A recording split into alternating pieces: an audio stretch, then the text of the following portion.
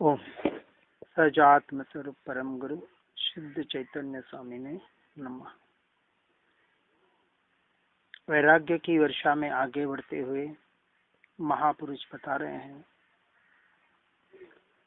कि मैं आत्मा अनादि काल से आत्म स्वरूप से यानी स्वयं के स्वरूप से च्युत होकर इंद्रियों द्वारा विषयों में पतित हुआ।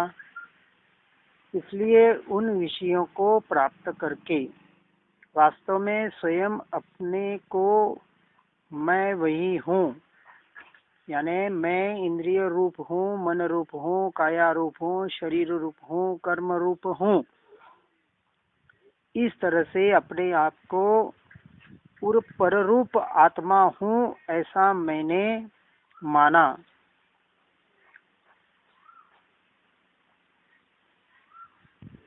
और अपने आप से दूर रहा। वास्तव में स्वयं अपने को जो जानता है, मानता है, समझता है और उसमें एकत्व, ममत्व, कर्तृत्व, भोक्तृत्व बना करता है, वह इंद्रियों के विषयों से भी दूर होते हुए, कषायों से दूर होते हुए, संसार भोगों से दूर होते हुए निरंतर अपने आत्मरमणता का ही प्रयास और पुरुषार्थ करता है।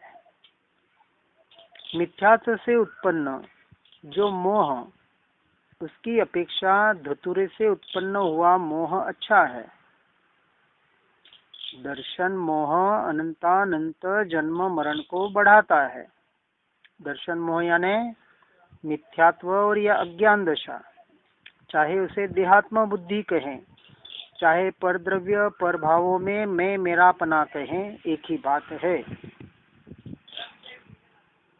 क्योंकि धतुरा तो अल्पकाल उन्मत्त करता है, परंतु यह दर्शन मोह, यह मिथ्यात्व, यह अज्ञान दशा अनंत जन्म मरणों को बढ़ाती है, संसार परिभ्रमण का कारण बन रही है। और यह मिथ्या दर्शन अनंत भव पर्यंत जीव को अचेत कर करके मारता है। क्षण क्षण भाव मरणे का ही राची रहो। इसलिए जन्म मरण के दुख से भयभीत हो वह मिथ्यात्व का त्याग करता है। और जो इनसे भयभीत नहीं है तो संसार के दुखों को भी सुख मानकर उसमें से सुख ढूंढने का व्यर्थ का अनादि से प्रयत्न कर रहे हैं और करते रहेंगे। प्रकट वस्तु को अप्रकट क्यों बनाते हो? प्रकट वस्तु अप्रकट नहीं हो सकती। पूर्व भूल से प्रकट वस्तु को अप्रकट माना था, इसलिए उसका अनादि दुख रूप फल प्राप्त किया था। जो जानने का जिसका स्वभाव नहीं है, अनुभव करने का जिसका स्वभाव नहीं है, तो पुद्गल का कार्य पुद्गल में हो रहा है। कर्म पुद्गल है और शरीर को ही इफेक्ट कर रहे हैं। तो ये जो शरीर मिला, ये किस लिए मिला? कर्मों को भोगने के लिए मिला। तो पुद्गल ही पुद्गल का भोक्ता बना, परंतु एक क्षेत्रावगाह संबंध होने से उस कर्म के कंपन से हो रही वेदना को, क्रिया को जीव अपनी मान रहा है। उसमें मैं मेरापना कर रहा है।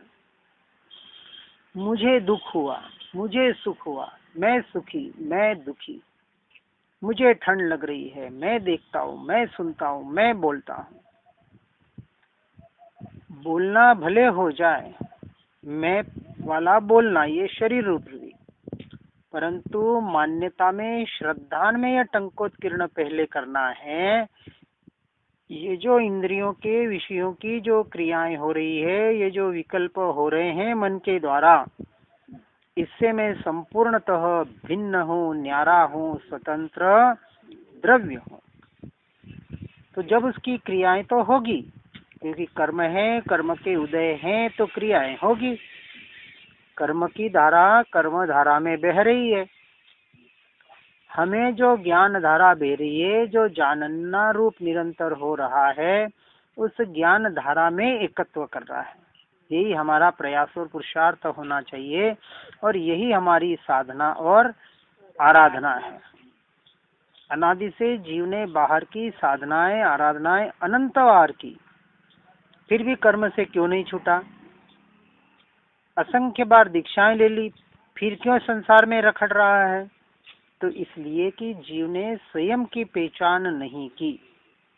पर द्रव्य पर भावों में पर की क्रिया को अपनी क्रिया मानकर उससे कर्मक्षय माना कि मैं व्रत जप तप उपवास यात्रा आदि करूंगा तो मेरी कर्मों की निर्जरा होगी।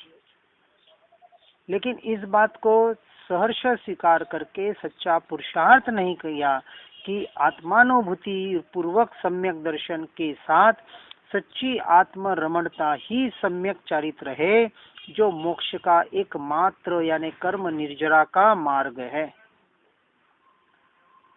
यह जो शरीर जिसे यह जीव आत्म रूप मान रहा है, जिसमें उसने मैं मेरापना कर रखा है, वह तो रक्त से वीर्य से 7 प्रकार के धातुओं का बना हुआ है, जड़ है, विजातीय है, नाशवान है तथा पर है। वह शरीर मेरी चेतना कैसे हो सकती है, मैं कैसे हो सकता हूँ, इसका वास्तविक विचार जीव नहीं कर रहा है। यदि करे तो वहां से छूटना होवे। अविवेकी मानव परिवार बाहर के प्रसंगों को, बाहर के परिणामों के संसर्ग को सुख कहता है, किंतु विचार किया जावे तो यह कि दुखों के बड़े भारी बीज ही वही है जिसमें सुख ढूंढ रहा है और जिसके संसर्ग को सुख कहता है कि स्त्री सुख देगी, पुत्र सुख देगा, धन दौलत गाड़ी बंगला मुझे सुख देगी, शरीर स्वस्थ होगा तो मुझे सुख मिलेगा। परंतु इनको टिकाने में ही दुखों का बोझा बढ़ा रहा है।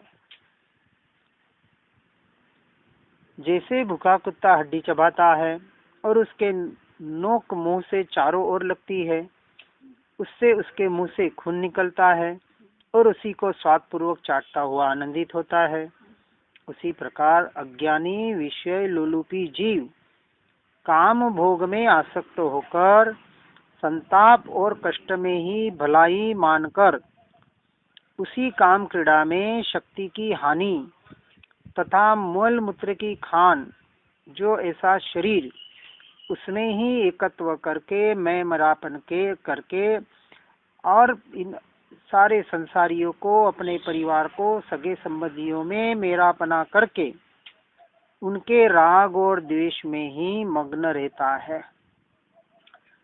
जो उसके काम के हैं उसको सहायक बनते उनमें राग करता है, और जो उसकी सहायता नहीं करते या कोई विपरीत कार्य करते उनमें द्वेष करता है। और उन राग द्वेष को टिकाने में, निकालने में, उनको संवारने में अपना सारा जीवन व्यर्थ गवा देता है। एक और सम्यक दर्शन का लाभ होता हो, यानी आत्मानुभूति पूर्वक सम्यक दर्शन, अपनी आत्मा का, अपने अस्तित्व का सहर्ष संपूर्ण टंकोत्कीर्ण स्वीकार, सच्चा श्रद्धान, उसका लाभ होता हो तथा दूसरी ओर 3 लोक का राज्य मिलता हो, तब भी 3 लोक के लाभ की अपेक्षा सम्यक दर्शन का लाभ श्रेष्ठ। जो जानता है, मानता है, त्रिलोक का राज्य पाकर भी अमुक निश्चित काल पश्चात वहां से पतन होगा ही, और सम्यक दर्शन का लाभ होने पर अविनाशी मोक्ष सुख की प्राप्ति होगी ही होगी। इसलिए हे जीव, 3 लोक के लाभ की अपेक्षा सम्यक्त्व का लाभ श्रेष्ठ है। जीव बाहर के लाभों में पड़ा हुआ है, लाभ मिलेगा, लाभ मिलेगा। तपस्या करेंगे तो लाभ मिलेगा, संसार छोड़ोगे तो लाभ मिलेगा, प्रवचन में जाओगे तो प्रभावना रूपी लाभ मिलेगा। प्रभावना में अटका है। 50 की मिले और 100 की प्रभावना मिले तो नाचता है, लेकिन पता नहीं ये कर्म नचा रहा है। अभी तो 100 और 500 की नोट मिल जाए तो क्या कहना। उस प्रभावना करने वाले की वाह वाह करने लग जाता है पूरा समाज। अरे इसने तो लाखों और करोड़ों रुपए यूं ही न्यौछावर कर दिए। लेकिन कोई धर्मी जीव वहां बैठा हो, उसको हमने बेचारा बना दिया, जो सर्वश्रेष्ठ आराधना कर रहा है, जिसे इन किसी भी बाहर की बातों में अंश मात्र भी रस नहीं है, जो निरस होके उदासीन होके एक तरफ कोने में बैठा है। ऐसा सच्चा धर्मी जीव जो निरंतर ज्ञाता दृष्टा रहकर इस बाहर के सारे खेल को मात्र देख रहा है और जान रहा है, यह सारा संसार उसे बिचारा कह रहा है और वह सारे संसार को बिचारा कह रहा है। देखो बिचारे अज्ञानी जीव कहाँ कहाँ कैसे भटक रहे हैं। अब वास्तविक हमें विचार करना है, बिचारा कौन है। अब हर एक अपनी अपनी दृष्टि से कहेगा, सीधी सी बात है।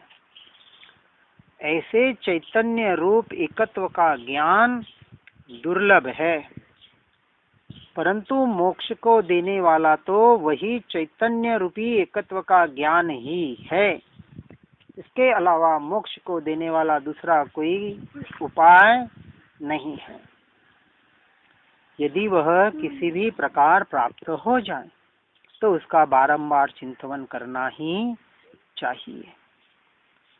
प्राणों का नाशक विष खाना अच्छा, शिकारी प्राणी सिंह आदि हिंसक पशुओं से भरे हुए वन में निवास करना अच्छा, सुलगती हुई अग्नि में गिरकर प्राणों का त्याग करना अच्छा, परंतु मिथ्यात्व सहित इस संसार में जीना क्षण मात्र के लिए भी अच्छा नहीं है। मिथ्यात्व सहित जीना तो छोड़े, लेकिन मिथ्यात्व सहित मृत्यु को स्वीकार करना उससे भी महा खतरे का काम है। मृत्यु आ जाए, जिसे संसार मरण कहता है, उसके पहले अपने स्वरूप और स्वभाव को पहचान कर जो अपने श्रद्धान को दृढ़ कर देता है कि मैं आत्मा ही हूँ, मैं शरीरादि पुद्गल द्रव्य नहीं हूँ, यह मैं हूँ और यह मैं मेरा नहीं हूँ, इस तरह का दृढ़ निश्चय करके अपने अजर अमर अविनाशी तत्व का स्वीकार करता है। मेरा जन्म नहीं, मेरा मरण नहीं, न मैं किसी का हूँ न कोई मेरा है।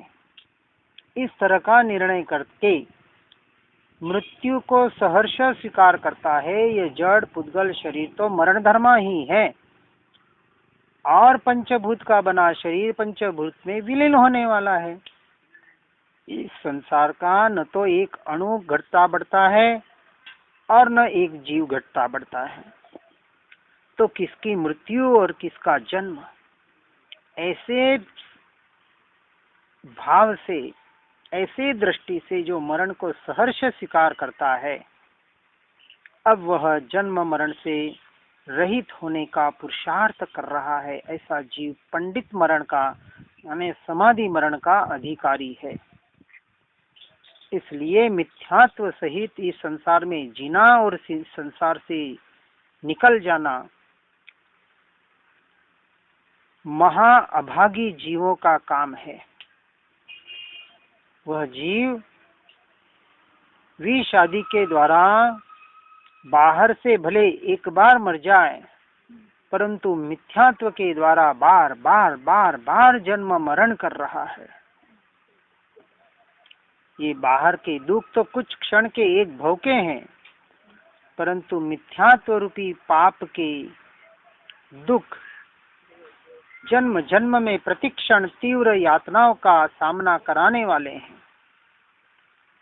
और जो कोई भी मनुष्य विद्वान है और काम धन के स्नेह में तत्पर हुए संसार में मोहित हो जाते हैं, वह मिथ्यात्व भाव की ही महिमा है। यही बड़े खेद की बात है।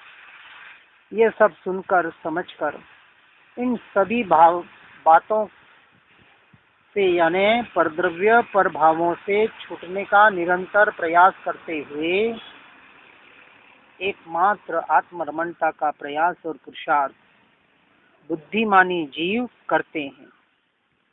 बाहर कितना बुद्धिशाली है, यहाँ बुद्धिमानी उसको नहीं कहा। जो स्वलक्ष्य से आराधना करे वही सच्चा बुद्धिमानी है। हर जीव इस मार्ग में आगे बढ़े, इसी भावना के साथ ओम नमः सिद्धम।